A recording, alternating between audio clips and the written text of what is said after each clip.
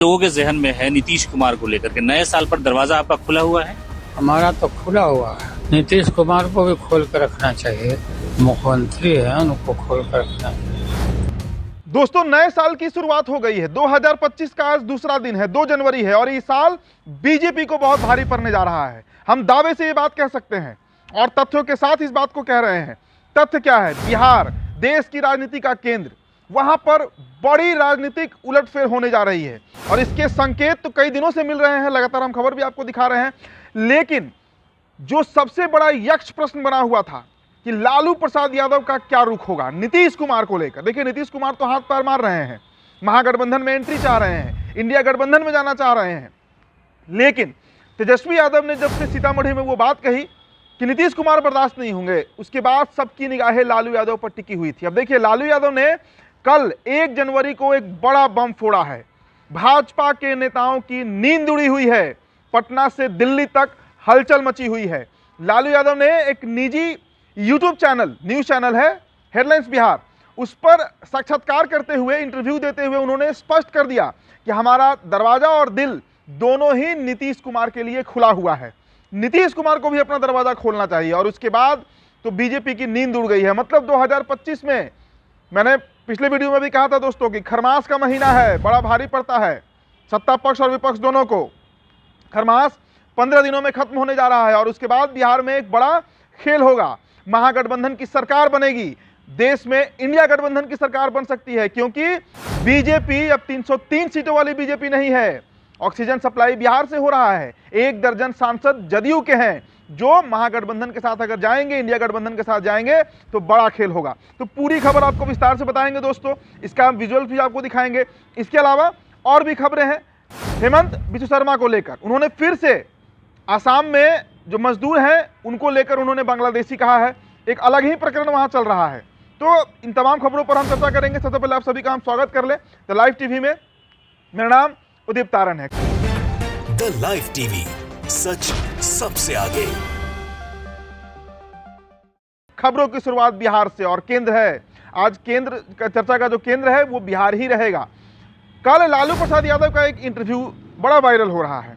उस इंटरव्यू में लालू यादव से जब हमारे पत्रकार साथी हैं सीमा भाई, हेडलाइंस में काम करते हैं पटना में ही, उन्होंने इंटरव्यू किया। कल 1 जनवरी था और राज्यपाल जब मिलने पहुंचे थे लालू यादव से, उसके पहले लालू यादव जो है वो यात्रा कर रहे थे पटना में। शौकीन व्यक्ति हैं, घूमते रहते हैं। अब उसके दौरान इंटरव्यू दिया गया। इंटरव्यू में उन्होंने कह दिया कि हमारा दिल दरवाजा सब खुला है नीतीश के लिए, भाई हमारे छोटे भाई हैं, जब चाहे आ सकते हैं। और सबसे पहले दोस्तों आपको एक क्लिप हम दिखाई देते हैं, फिर आगे इस पर हम चर्चा करेंगे। ये वीडियो देखिए। साल जो लोगों के जहन में है नीतीश कुमार को लेकर के नए साल पर दरवाजा आपका खुला हुआ है? हमारा तो खुला हुआ है। नीतीश कुमार को भी खोल कर रखना चाहिए, मुख्यमंत्री है उनको खोल कर रखना चाहिए। अगर वो आते हैं तो संभावनाएं हैं, आप उनको साथ लेंगे? नहीं आते हैं तो काहे नहीं लेगा, साथ ले लेंगे और रहे साथ में काम करें। मतलब नीतीश कुमार गठबंधन करेंगे तो आरजेडी को कोई इतराज नहीं है, इसलिए कि फैसला आप ही लेते हैं, बाकी नेता कोई कुछ भी बोले उससे कोई लेना देना नहीं? नहीं, हम लोग फैसला लेते हैं, जरूर लेते हैं। तो दोस्तों देखिए, कई दिनों से बिहार में एक राजनीतिक घटनाक्रम तो घट ही रही है। नीतीश कुमार एनडीए की बैठक से दूर रहते हैं। प्रधानमंत्री नरेंद्र मोदी जो हैं वो नीतीश कुमार से नहीं मिलते हैं। जब नीतीश कुमार का अभी 3 दिनों पहले जो दिल्ली का दौरा हुआ, जब स्वर्गीय सरदार मनमोहन सिंह को श्रद्धांजलि देने उनके आवास पर गया, उसके बाद खबर थी कि वो जेपी नड्डा से मिलेंगे, नरेंद्र मोदी से मिलेंगे, मुलाकात नहीं हो पाई। नीतीश कुमार आनन फानन में पटना पहुंच गए। इसके पहले भी आप याद कीजिए कि दिल्ली में जो संजय झा के आवास पर भोज आयोजित किया गया था, अमित शाह, उपेंद्र कुशवाहा, जीतन राम मांझी, चिराग पासवान, भाजपा के तमाम सांसद सभी लोग पहुंचे थे, सिर्फ नीतीश गायब थे। वक्फ बोर्ड का मामला हो, उस पर नीतीश ने खिलाफत किया, उनकी पार्टी ने खिलाफत किया। जातीय जनगणना पर नीतीश कुमार जो है वो बीजेपी के खिलाफत में रहे हैं। तो कई ऐसे मामले हैं दोस्तों, जब देखने को मिलता है कि बीजेपी और जेडीयू जो है वो आमने सामने है और मन तो नहीं मिलता है, ना विचारधारा मिलती है। बीजेपी की एक अलग विचारधारा है, नीतीश कुमार समाजवादी नेता है और उम्र के जिस पड़ाव पे हैं, अब कोई कलंक लेकर वो रिटायरमेंट नहीं चाहेंगे। इसलिए नीतीश कुमार की कई दिनों से गतिविधियां जो हैं वो संदेह की नजर से देखी जा रही है। बिहार का विधानसभा सत्र भी हमने देखा, जहां पर नीतीश और तेजस्वी के बीच इशारों में कई बातें हुई। राबड़ी देवी ने नीतीश कुमार के महिला संवाद यात्रा की तारीफ भी कर दी और उसके बाद लगातार जदयू जो है इन दिनों राजद पर बयान देने से भी बच रहा है। राजद के भी नेता नीतीश कुमार पर हमला नहीं कर रहे हैं। तो तमाम प्रकरण थे, लेकिन इन सब के बीच एक बड़ा सवाल था कि लालू यादव क्या चाहते हैं। क्या लालू यादव उन नीतीश कुमार को एक्सेप्ट करेंगे जिन्होंने दो बार उनको धोखा दिया? क्योंकि तेजस्वी बार बार ये रुख साफ कर रहे थे कि नीतीश कुमार मंजूर नहीं है। लेकिन ये जो आपने क्लिप देखा, जो कल साक्षात्कार हुआ है लालू प्रसाद यादव का, उसके बाद दृश्य साफ हो गया है। अब इंतजार नीतीश कुमार का है कि वो फैसला क्या लेते हैं, कैसे लेते हैं फैसला। क्या खरमास के बाद सच में बिहार में सरकार बदल जाएगी? और अगर देखिए, अभी तक नीतीश कुमार जो पलटा पलटी करते रहे, बिहार में इसका असर पड़ता था। विपक्ष परिवर्तन होता है, सत्ता में मैं सत्ता परिवर्तन नहीं कहता हूं, क्योंकि सत्ता में हमेशा नीतीश कुमार ही रहते हैं। विपक्ष बदल जाता है, कभी विपक्ष बीजेपी हो जाता है, कभी आरजेडी। लेकिन इस बार अगर नीतीश कुमार पलटी मारेंगे दोस्तों, तो इसका एक बड़ा असर जो है ना, वो दिल्ली में देखने को मिलेगा। 240 सीटों वाली बीजेपी है, 12 सांसद नीतीश कुमार के हैं। इसके अलावा दोस्तों एक और आपको अपडेट देते हैं, बिहार से ही अपडेट है।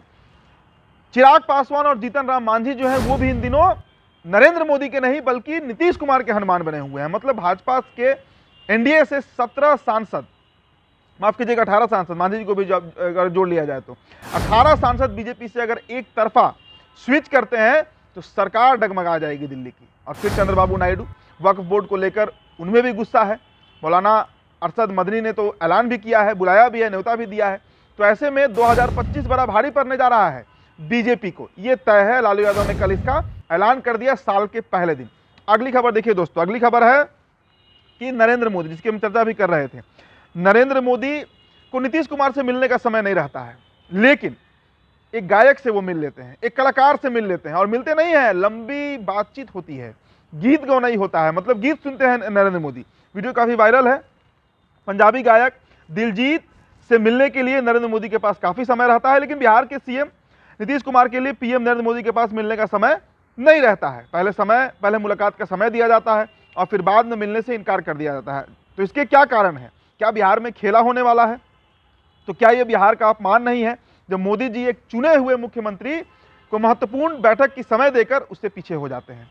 तो ये अपने आप में एक सवाल है। और इस खबर को भी आप पिछले वाले से जोड़ सकते हैं। मैंने उसकी चर्चा की कि दिल्ली की तख्त जो है, दिल्ली का जो गद्दी है नरेंद्र मोदी का, वो खतरे में है। अब इसके अलावा दोस्तों ये खबर आप देखिए जरा सा, असम की खबर है, हेमंत बिश्व शर्मा से जुड़ी हुई खबर है द हिंदू में ये खबर छपी है कि हेमंत बिश्व शर्मा जो है, उन्होंने कहा है कि टेक्सटाइल यूनिट, मतलब देश में जो टेक्सटाइल का जो खादी उद्योग है, उसमें जो वर्कर काम कर रहे हैं, देखिए ज़्यादातर उसमें जो वर्कर होते हैं, जो मजदूर होते हैं, वो मुसलमान ही होते हैं।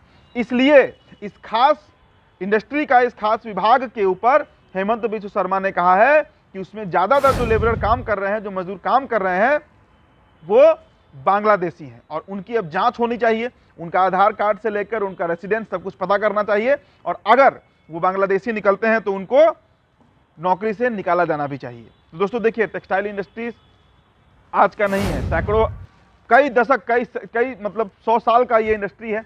भारत इसके लिए जाना भी जाता है, और पूरे भारत में दक्षिण से लेकर पूरब पश्चिम सभी जगह पर ये इंडस्ट्री है। और हेमंत बिश्व शर्मा ने कहा है कि सभी जगहों पर अब जितने मजदूर हैं उनका जांच हो, खासकर वो जिनका नाम अरबी है, जो मुसलमान हैं, और उसके बाद उन पर अगर जरूरत पड़े वो बांग्लादेशी निकले तो उन पर कार्रवाई की जाए। तो फिलहाल दोस्तों इस अपडेट में इतना ही, आज की रिपोर्ट में इतना ही। बहुत बहुत शुक्रिया। द लाइव टीवी, सच सबसे आगे।